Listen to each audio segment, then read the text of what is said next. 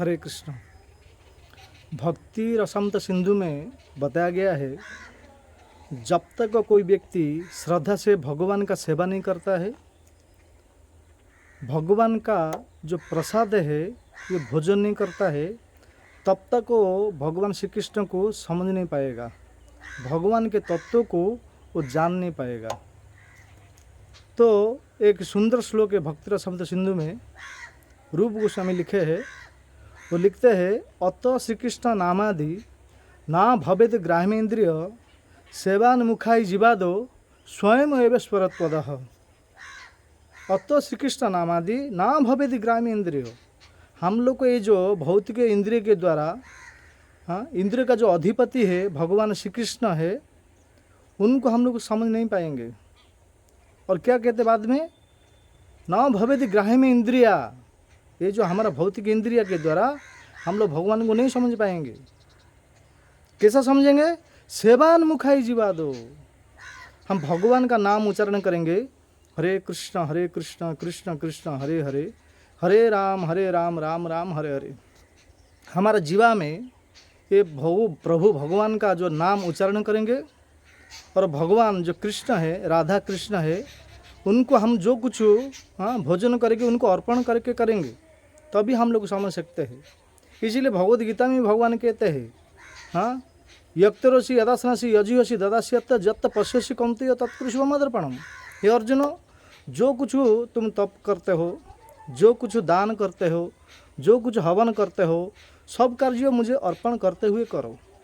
भगवान कहते हैं जो कुछ हमको मिला है ये भगवान का कृपा से ही मिला है। इसीलिए भगवान को अर्पण करना चाहिए, भगवान को भोग लगाना चाहिए। वही भगवान को भोग लगाने के बाद वो प्रसाद हो जाता है। प्रसाद जब हमारा जीवा में आता है तो भगवान का प्रसाद पाके हम भगवान को समझ सकते हैं, क्योंकि प्रसाद हमारा जीवा में रहेगा। सेवान्मुखाय जीवादो।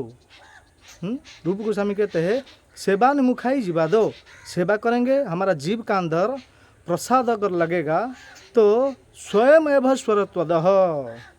हम लोग को स्वयं ऑटोमेटिक कोई समझने का ज़रूरत नहीं पड़ेगा, ऑटोमेटिक समझ जाएंगे। जब हमारा जीवा में ये प्रसाद आ जाएगा, हम लोग क्या करते हैं आप समझ नहीं पाते। क्यों नहीं पाते ना? हम लोग को भगवान को भोग न लगाते हैं, हम लोग प्रसाद नहीं पाते हैं। सारे संसार के लोग, कितने कितने लोग जो 2 बार 3 बार भोजन करते हैं, वो केवल भोजन करते हो, प्रसाद भोजन नहीं करते, उसको कहते हैं खाना। वही खाना को जब ये भगवान को अर्पण लगा कर देते हैं, भगवान को भोग लगा देते हैं, वो प्रसाद हो जाता है। वो प्रसाद प्रत्येक भक्त लोग जो खाते हैं, भोजन करते हैं, उनका देखिए भगवान का भक्ति करते हैं, भगवान के चरण में समर्पित हो जाते हैं, और प्रभु का नाम का जो 16 माला रोज नित्य जप करते हैं, कीर्तन करते हैं, भागवत कथा श्रवण करते हैं। क्यों? ऐसा करने से शरीर परिवर्तन होगा। स्वयं एव स्वरत्वदः। अत श्री कृष्ण नामादि ना भवेद ग्राह्येन्द्रिया सेवान्मुखाय जीवादो स्वयं एव स्वरत्वदः। इसीलिए भक्तों, हमको जो कुछ मिला है भगवान की कृपा से ही मिला है। पहले के लोग जो इतना सुंदर व्यवस्था नहीं रहता था। हम लोग को देखिए, खाने के लिए भोजन मिला है 2 टाइम 3 टाइम, रहने के लिए घर मिला है, सोने के लिए बेड मिला है, और क्या क्या इलेक्ट्रॉनिक सामान है, बेड है, एसी है, और फ्रिज है, जो इत्यादि सब इलेक्ट्रॉनिक सामान इत्यादि सब कुछ मिला है, भगवान की कृपा से मिला है। हम रोज़ 2 टाइम 3 टाइम भोजन करते हैं, परंतु भगवान को भोग नहीं लगाते हैं, तो भगवान को कैसा समझेंगे? इसलिए जो कुछ मिला है भगवान को भोग लगाना चाहिए। भगवान ऐसा मतलब 56 प्रकार भोग नहीं मांगे हैं। एक्चुअली भगवान श्री कृष्ण 56 प्रकार भोग खाने वाले व्यक्ति है, परंतु हम लोग को ये 56 प्रकार का भोग नहीं लगा है। सादा से सादा, मतलब ये सब को जो कोई भी भगवान को भोग लगा सकते हैं। बहुत छोटे जिनसे छोटे, जो कि पत्ता, तुलसी का पत्ता है। तुलसी का पत्ता जो है कहाँ पे भी रहता है हमारा प्रांगण में, कहाँ पे भी तुलसी का पत्ता रहता है। भगवान क्या कहते हैं? पत्रम पुष्पम फलम तोयम यो में भक्त्या प्रयच्छति तदहम भक्त प्रहत अस्नामी प्रयतात्मन। हे अर्जुन, जो कोई व्यक्ति मुझे पत्ता, तुलसी का पत्ता कहाँ पे भी रहता है, उसमें पैसा लगता है क्या? नहीं। पत्रम पुष्पम, अगर फूल है फूल दीजिए, बाद में अगर कुछ पैसा है फल, पत्रम पुष्पम फलम, फल दीजिए। अगर पत्ता भी नहीं है, फूल भी नहीं है, फल भी नहीं है। तोयम, तोयम का अर्थ है जल, थोड़ा सा पानी तो दीजिए। हम हमेशा रोज़ 4 या 5 लीटर जल पान करते हैं, पानी पीते हैं। श्रद्धा से एक गिलास लेके आएंगे, उसमें एक तुलसी का पत्ता डालेंगे, भगवान को अर्पण करेंगे, भगवान को ग्रहण करेंगे, क्योंकि वो बताया तोयम पत्रम पश्मम फलम तयम यो में भक्त्या प्रयच्छति तदहम भक्त प्रहत असनामी प्रयतात्मनम। देते तो है लेकिन श्रद्धा नहीं है, हमारा हृदय श्रद्धा नहीं है। श्रद्धा से ही भगवान भोजन करते हैं। भगवान भावग्राही जनार्दन है, वो भाव को पाते हैं। हाँ, ऐसा भोग लगा के खाना चाहिए, तभी हमारा शरीर शुद्ध होगा।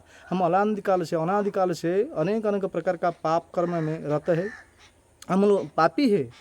और अभी भगवान को भोग नहीं लगाएंगे तो पाप ही खाते हैं हम लोग।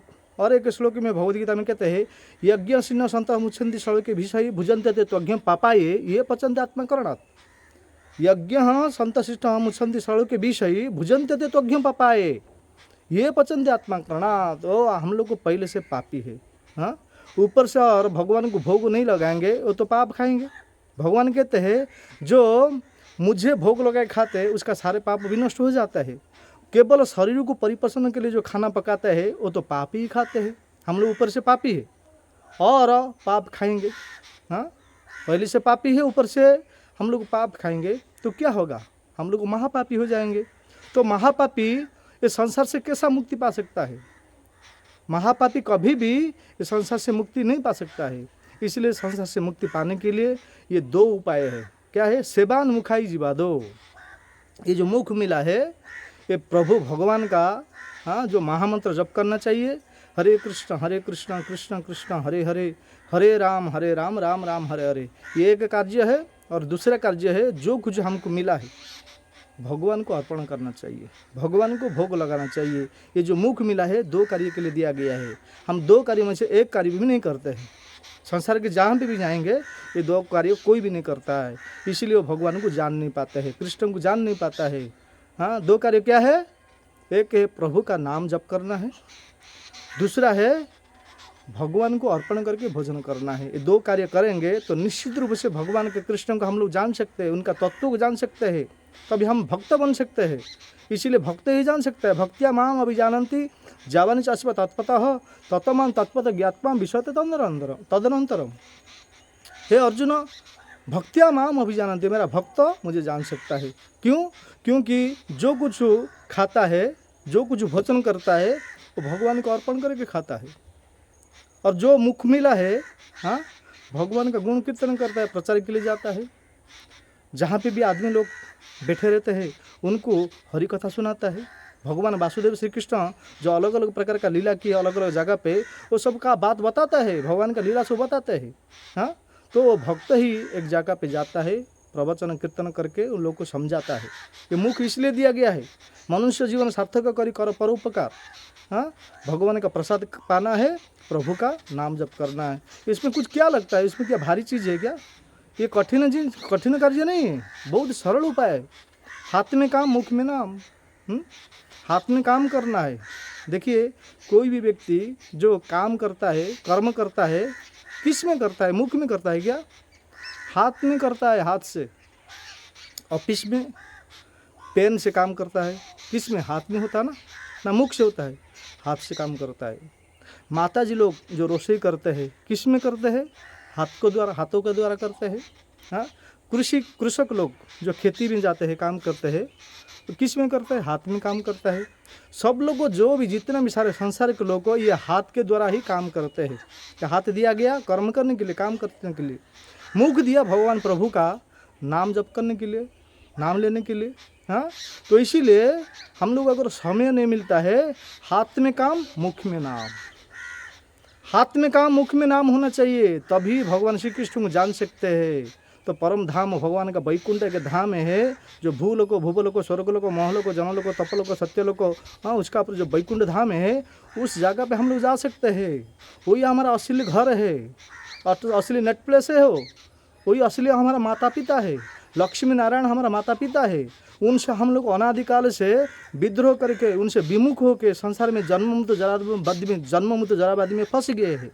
इसलिए भक्तों, हमको ये 2 चीज़, हाँ, जो दो कार्य करेंगे तो निश्चित रूप से इस जीवन में हम लोग परम धाम को प्राप्त कर सकते हैं, जो हमारा असली माता पिता रहते हैं, जहाँ वैकुंठ धाम है। क्या का दो काम है? हाथ में काम, मुख में नाम। हाथ में काम करना है, मुख में नाम जप करना है। ये दो कार्य है, बहुत सरल है। और चैतन्य महाप्रभु तो और बहुत सरल कर दिए हैं। हाँ, चैतन्य महाप्रभु कहते हैं किधर भी कहाँ पे भी जाना नहीं पड़ेगा।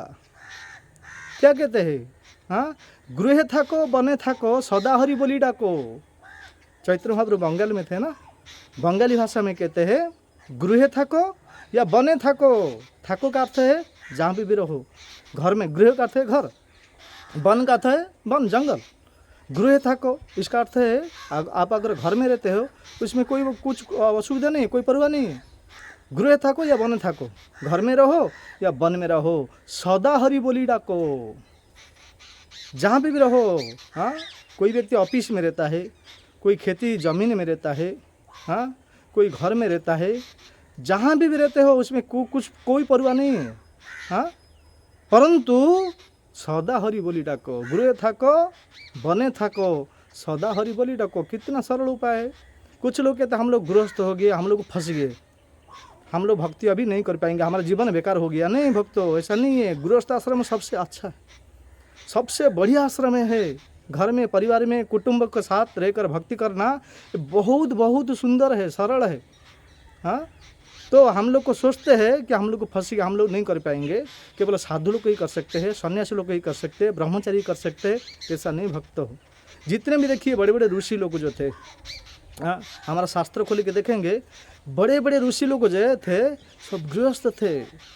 उनका भी पत्नी रहते थे, उनका बच्चे बाल बच्चा भी थे, परंतु जैसा कार्य करते थे, कैसा कार्य करते थे ना, शास्त्र में जो दिया गया है, शास्त्र अनुमोदन, साधु संत के अनुगत्य के अनुसार, गुरु के परामर्श के अनुसार वो जीवन यापन करते थे, घर गृहस्थ चलाते थे, वो खुशी में सुखी में रहते थे। हम लोग का पास अभी क्या है कि हम लोग दुख में क्यों हैं? अभी हमारा पास शास्त्र, गुरु, साधु और शास्त्र, तीन कार्य है। पहले के लोग को ये तीन कार्य के अंदर, ये तीन कार्य के अनुसार ही जीवन यापन करते थे, गुरु, साधु और शास्त्र। जिसका पास गुरु नहीं है, साधु नहीं है, शास्त्र नहीं है, तो कैसा काम, हमारा जो इच्छा, मन में जो इच्छा होता है ऐसा कार्य करते हैं, इसीलिए दुखी हो जाता है। इसीलिए भक्तों, गुरु, साधु और शास्त्र के अनुसार कार्य करना चाहिए। बड़े बड़े ऋषि लोग जो थे, साधु लोग थे, संत लोग जो थे, ये लोग सब गृहस्थ थे।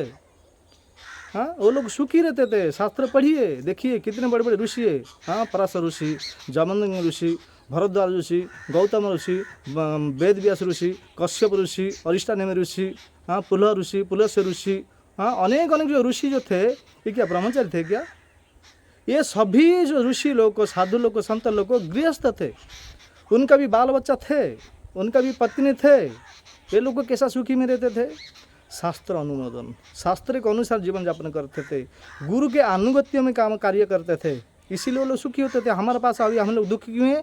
हम गुरु का अनुगत्य नहीं, शास्त्र के अनुसार कार्य नहीं करते हैं। उदाहरण स्वरूप दशरथ महाराज, जो प्रभु राम, श्री राम जी के जो पिताश्री थे दशरथ महाराज, अयोध्या के राज्य थे, अयोध्या के बड़े राजा थे, परंतु अपना मन में जो इच्छा होता था वो कार्य नहीं करते थे, मन इच्छा के अनुसार नहीं करते थे।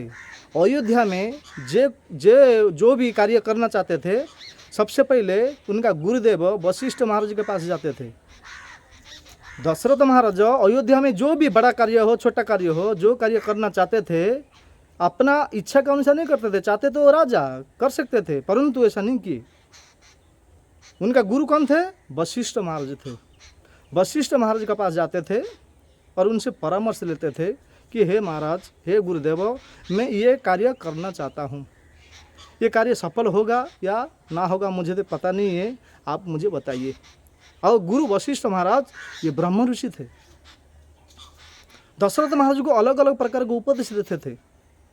वही उपदेश प्राप्त करके दशरथ महाराज अयोध्या में सुंदर राज्य परिचालना करते थे। जे कौनसी जो भी कार्य गुरुदेव का आश्रित होकर, गुरु का परामर्श लेकर ही कार्य करते थे। वो भी गृहस्थ थे ना, सुखी थे।